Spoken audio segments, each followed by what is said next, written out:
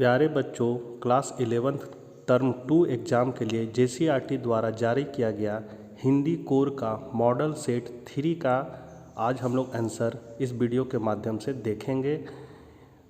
Set 3 का हम video 2 part में बनाएंगे क्योंकि वीडियो बहुत लंबा हो जाता है।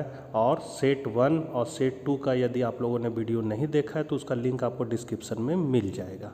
साथ ही अर्थशास्त्र, इतिहास, समाजशास्त्र, भूगोल, राजनीतिक विज्ञान सभी के मैंने वीडियो बना दिए हैं, आप लोग डिस्क्रिप्शन में जाकर देख सकते हैं। शुरू करने से पहले आपसे निवेदन है कि अपने चैनल इकोनॉमिक्स प्लस पर नए हैं तो चैनल को जरूर सब्सक्राइब कर ले, बेल आइकन दबाकर ऑल नोटिफिकेशन ऑन कर ले। साथ ही हिंदी कोर के बच्चों तक यह वीडियो जरूर शेयर करें। तो चलिए हम लोग आज कुछ नया सीखते हैं। आपका अपठित बोध में है, इस कहानी को पढ़ना है और इससे जुड़े सवाल के आंसर देना है। तो पहला आपका क्वेश्चन है बच्चों, देह सुखी होने पर भी मन की क्या दशा रहती है। तो देह सुखी होने पर भी मन के दुख का अंत नहीं। कथन के द्वारा कवि हमें अतीत की यादों से मिलने वाली पीड़ा की ओर ध्यान दिलवाना चाहता है। उनका मानना है कि अतीत की सुखद यादों से मन को पीड़ा मिलती है और व्यक्ति के पास सुख सुविधाएं होने पर भी वे केवल शारीरिक सुख तो प्राप्त हो जाता है किंतु मन में अतीत की सुखद स्मृतियां पीड़ा बनकर चुभती रहती है जिनका अंत दिखाई नहीं देता है। दूसरा क्वेश्चन है, कवि ने शरद ऋतु और बसंत का उदाहरण देकर क्या कहना चाहा है। तो कवि के मन को इस बात का दुख है कि सर्द ठंडी रात में चाँद ने अपनी चांदनी नहीं बिखेरी और वो उसका आनंद नहीं ले पाया। कवि कहना चाहता है कि बसंत ऋतु के बीत जाने पर, मतलब बीत जाने, यहाँ बीत हो जाएगा, बसंत ऋतु के बीत जाने पर यदि फूल खिले तो उसका कोई अर्थ नहीं रह जाता है। जो सुख प्राप्त होना है वह समय पर ही प्राप्त हो जाए तभी उसका सच्चा आनंद है। समय बीत जाने के बाद वस्तु की उपलब्धि का कोई महत्व नहीं रहता और लेकिन कभी कभी समय बीत जाने के बाद भी उपलब्धि मनुष्य को सुख प्रदान करती है, लेकिन जो सच्चा सुख समय के भीतर ही प्राप्त हो जाए वही सबसे श्रेष्ठ होता है। फिर है, कवि किस मना स्थिति में रहता है। तो ऊपर से देखने पर तो कवि हंसने की मना स्थिति में दिखाई देता है पर उसके अंदर दुख की भावना छिपी रहती है। यह भावना उसे भीतर ही भीतर रुलाती है। इसका कारण, यहाँ कारण हो जाएगा, इसका कारण यह है कि उसके हृदय में प्रेम की सुखद यादें बसी है, वे यादें उसे रुलाती है। इसी का अथवा में बच्चों गद्यांश को पढ़कर इससे जुड़े सवाल के आंसर देना है। हमें अपनी सभ्यता का अंश कैसे आदमियों से मिलता है। तो हमें अपनी सभ्यता का अंश संस्कृत आदमियों से मिलता है। फिर है, मनुष्यों से मिलने वाला ज्ञान किसका परिचायक है। तो मनुष्यों से मिलने वाला ज्ञान उनको ज्ञानेप्सा और सहज प्रवृत्ति का परिचायक है। फिर है, आज के ज्ञान का आशय क्या है। तो आज हम जिस ज्ञान की बात करते हैं या जो आधुनिक सुख सुविधा का अपने जीवन में प्रयोग कर रहे हैं वह मनुष्यों की ही देन है, क्योंकि आज के ज्ञान का ऐसा ही प्रथम पुरुषार्थ था। फिर है, अभिव्यक्ति और माध्यम और रचनात्मक लेखक से किन्हीं 2 प्रश्नों को उत्तर देना है बच्चों। तो पंचायत चुनाव और समाचार पत्र में से किसी एक पर आपको निबंध लिखना है। तो आपको समाचार पत्र पे दिखाते हैं, इसमें भूमिका है। समाचार पत्र वह कड़ी है जो हमें शेष दुनिया से जोड़ती है। जब हम समाचार पत्र में देश विदेश की खबरें पढ़ते हैं तो हम पूरे विश्व के अंग बन जाते हैं। इससे हमारे हृदय का विस्तार होता है। लोकतंत्र का प्रहरी, समाचार पत्र लोकतंत्र का सच्चा पहरेदार है। उसी के माध्यम से लोग अपनी इच्छा, विरोध और आलोचना प्रकट करते। यही कारण है कि राजनीतिज्ञ समाचार पत्रों से बहुत डरते हैं। नेपोलियन ने कहा था, मैं लाखों विरोधियों की अपेक्षा इन समाचार पत्रों से अधिक भयभीत रहता हूँ। समाचार पत्र जनमत तैयार करते हैं, उनमें युग का बहाव बदलने की ताकत होती है। राजनेताओं को अपने अच्छे बुरे कार्यों का पता इन्हीं से चलता है। प्रचार का उत्तम माध्यम, तो आज प्रचार का युग है। यदि हम अपने माल को, अपने विचार को, अपने कार्यक्रम को या अपनी रचना को देशव्यापी बनाना चाहते हैं तो समाचार पत्र का सहारा लें।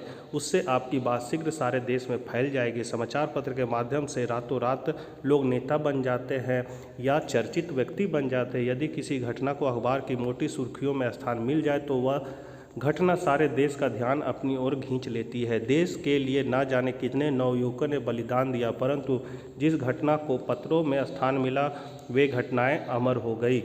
व्यापार में लाभ, तो समाचार पत्र व्यापार को बढ़ाने में परम सहायक सिद्ध हुए हैं। विज्ञापन की सहायता से व्यापारियों का माल देश में ही नहीं विदेशों में भी बिकने लगता है। रोजगार पाने के लिए भी अखबार उत्तम साधन है। हर बेरोजगार का सहारा अखबार में निकलने वाली नौकरी के विज्ञापन होते हैं। इसके अतिरिक्त सरकारी या गैर सरकारी फर्मों अपने लिए कर्मचारी ढूंढने के लिए अखबारों का सहारा लेती है। व्यापारी नित्य के भाव देखने के लिए तथा शेयरों का मूल्य जानने के लिए अखबार का मुंह जो होते हैं।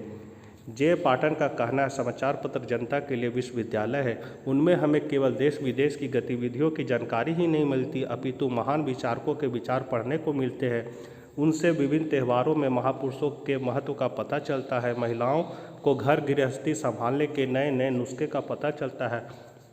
प्रायः अखबार में ऐसे कई अस्थायी स्तंभ होते हैं जो हमें विभिन्न जानकारियां देते हैं। आजकल अखबार मनोरंजन के क्षेत्र में भी आगे बढ़ चले हैं। उनमें नई नई कहानियां, किस्से, कविताएं तथा अन्य बालोपयोगी साहित्य छपता है। दरअसल आजकल समाचार पत्र बहुमुखी हो गया है। उसके द्वारा चलचित्र, खेलकूद, दूरदर्शन, भविष्य कथन, मौसम आदि की अनेक जानकारियाँ मिलती है।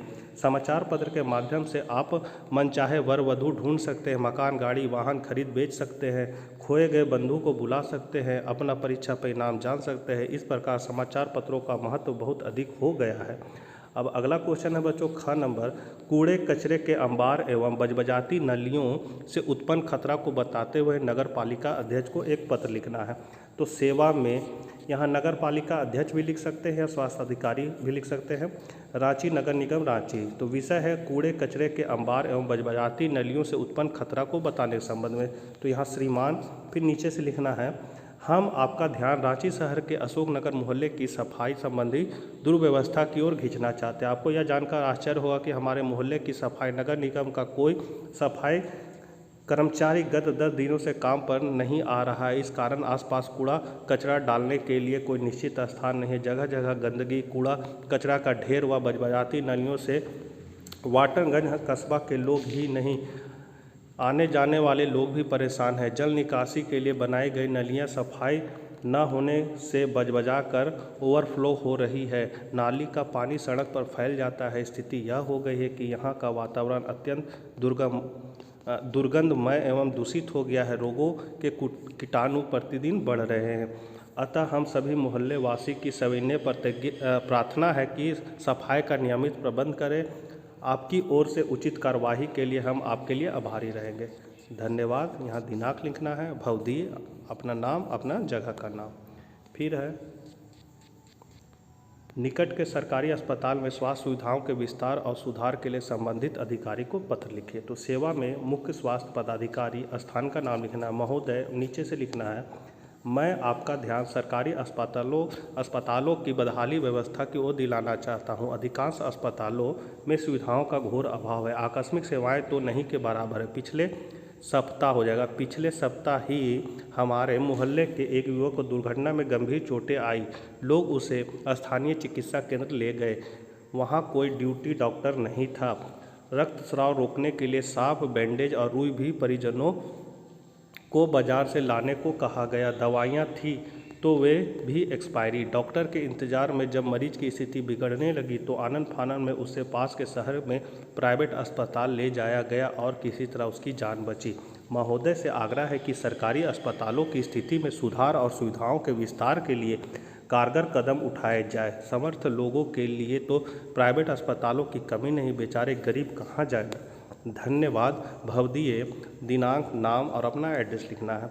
अगला है, समाचार लेखन के लिए आवश्यक तत्वों का वर्णन करें। तो समाचार के प्रमुख तत्वों में नवीनता, निकटता, प्रभाव, जन रुचि, टकराव, महत्वपूर्ण लोग, उपयोगी जानकारियाँ, विलक्षणता, पाठक वर्ग और नीतिगत ढांचा शामिल है। किसी घटना, विचार और समस्या के समाचार बनने की संभावना तब और बढ़ जाती है जब उपयुक्त तत्वों में से कुछ या सभी तत्व शामिल हो। पहला क्या होना चाहिए? नवीनता।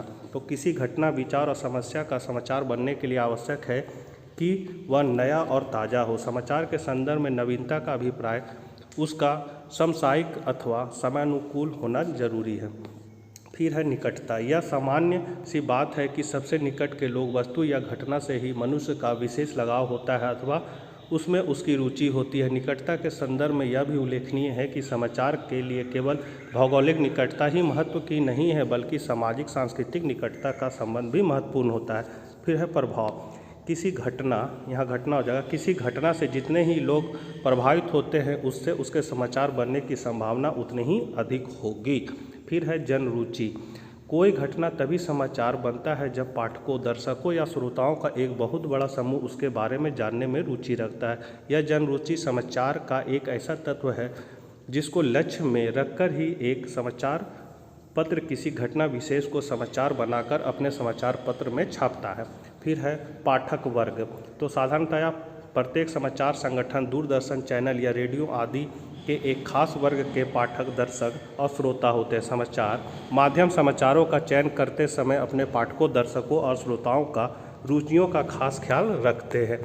तो बच्चों, ये पहला पार्ट का वीडियो है। सेकंड पार्ट के वीडियो में कंप्लीट आपको आंसर मिल जाएगा। तो मिलते हैं नेक्स्ट वीडियो में, तब तक के लिए आज्ञा दीजिए। Bye bye.